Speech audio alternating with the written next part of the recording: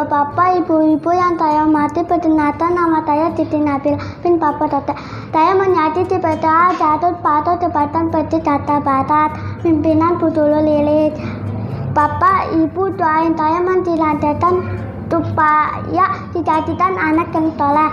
Cita-cita saya menjadi dokter. Bapak, Ibu, saya akan membawakan pelajaran yang telah Budulu tentang mau doa makan. Marilah kita tinggalkan pertama-tama. Bismillahirrahmanirrahim. Allahumma barik lana bima dzakatana wa qina adzabana. Amin. Teman-teman, jangan lupa baca doa dulu ya sebelum makan. Bapak, Ibu, Siti Nabila. Assalamualaikum warahmatullahi wabarakatuh.